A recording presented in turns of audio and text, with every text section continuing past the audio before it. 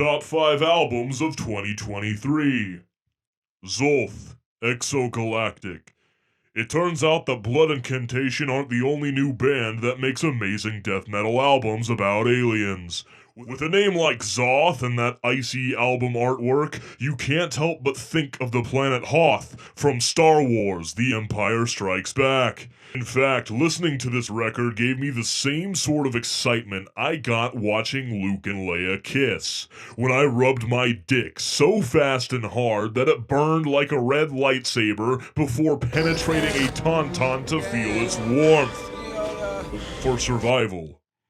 What are you doing, step bro? This album is a technical death metal marvel, with the shredding guitar solos, soaring triumphant tones, vector-like tech thrash drumming, and fantastical sci-fi lyricism to make the listening experience an interstellar journey. I don't always gravitate towards music that is overly technical, but this album is just too awesome to ignore. I love it. If I were to engage in some kind of space battle or commit genocide on an advanced alien civilization, or, defend humanity against extermination. No, Optimus! Then this would be a perfect soundtrack. This album gets a solid 8 out of 11 for how many of the Star Wars movies were bad. Suffocation. Hymns from the Apocrypha. For a band called Suffocation, the guy doesn't sound all that muffled. Maybe they should have put a plastic bag over his head so that it would sound more authentic. Jokes aside, the guy sounds absolutely brutal, and music does a great job of being technical at times, while also satisfying my caveman ass itch at other times with tasteful breakdowns and low-brow brutal riffage. Another sweet spot they fit into is between the old school and the new school. They have brutal and fresh production without it being obnoxious like a lot of newer brutal death, slam, and deathcore bands. It's technical without the wankery. The only thing getting wanked is my because these riffs make me horny. And it gets knuckle draggy without going full and descending into a 55 IQ breakdown fest. I feel like an unstoppable, roided out, beat down machine while this is playing, but still capable of thought, you know? The Suffocation album gets a 117 out of 118 for all of the elements on the periodic table except for oxygen. Dying Fetus. Make them beg for death. This band does not sound like a dying fetus. The voice is too low register. Clearly an adult male, probably human. See, now this is a nice and stupid record. Stupid and ugly like a dumb baby. Nice and brutal with awesome breakdowns and mosh fodder with technical virtuosity and moderation compared to the Xoth and Suffocation records. It's got vicious drumming and evil riffs. The production is a little more in the old school vein, which I like. The thing that sticks out about this record is how fucking catchy it is. Now, people who mostly listen to pop music might raise their eyebrows at the prospect of a band named Dying Fetus being catchy. But people were skeptical about how catchy crack was until they tried it, and boy, did Richard Pryor change his tune.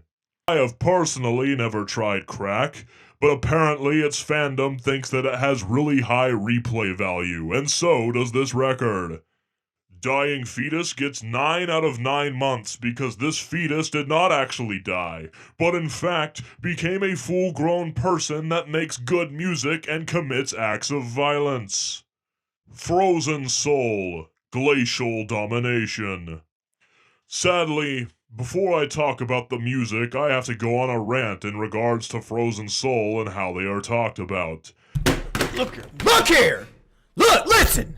You see, there are, sadly, a lot of losers in the metal community that have a bucket of crabs mentality in that they want to pull others down because they are unhappy. Frozen Soul had a major breakthrough in 2023 and are rising stars in the death metal scene. This makes a lot of people jealous. And this isn't the first time. People had the same criticisms of Blood Incantation and Gatecreeper, complaining that they are ripping off the old school death metal sound. Frozen Soul has become more popular than many of these old school bands, and it makes people bitter. This is stupid for at least a couple of reasons. For one, there are complaints that they are doing nothing new. I don't necessarily agree, but okay, well, if they did do something new, then these old would then just complain about how it's different. They are fucking boomers when it comes to this stuff, and they reject anything that's new. Hell, look at the bands they liked 30 years ago. If those bands try anything new, then they complain. Sometimes if a band makes the same records for 30 years, they still complain. Or they love that they haven't tried anything new, but really, these people just like to fucking complain. Secondly, addressing those that like to bash any band that starts getting a semblance of popularity. Fuck you.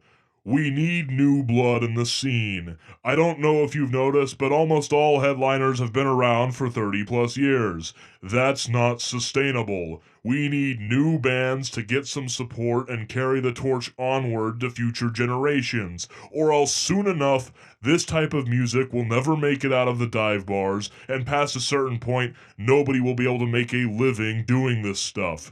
The old heads want to pull the fucking ladder up behind them, and that's some selfish bullshit right there. Enough with the gatekeeping.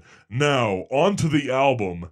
It slaps. The old school death metal guitar tones are delicious. I love the synth interludes. Hey, there's something new for you crotchety.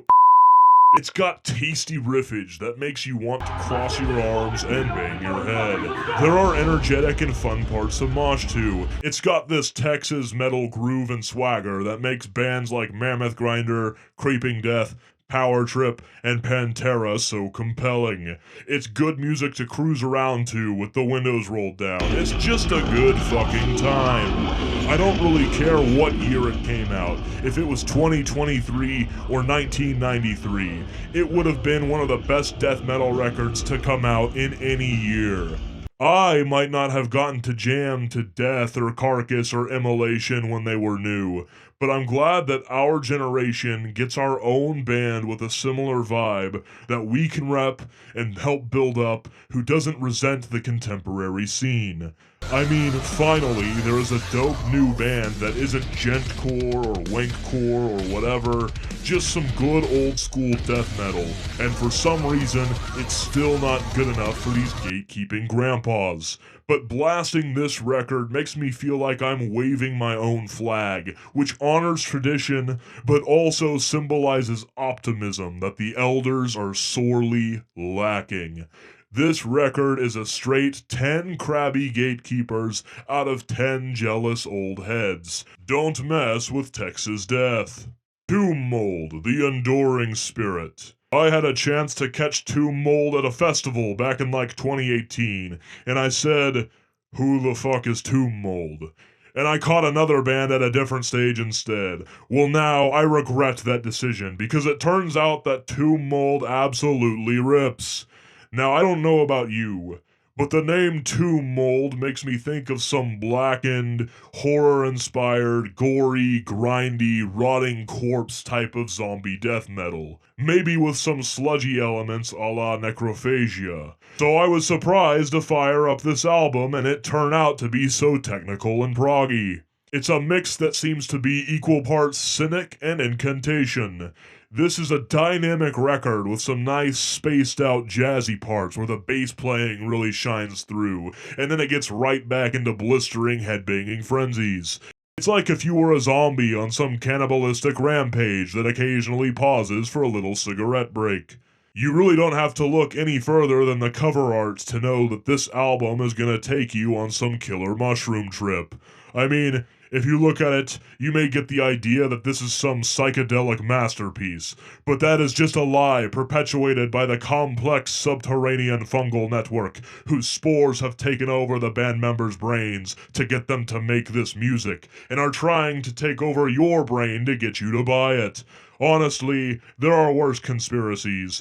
I, for one, do not mind our decomposer overlords. We can't beat them. We are all doomed to be eaten by them and join them. So throw on some tomb mold to rejoice in this fate. Rating: one fungal network to rule them all out of one.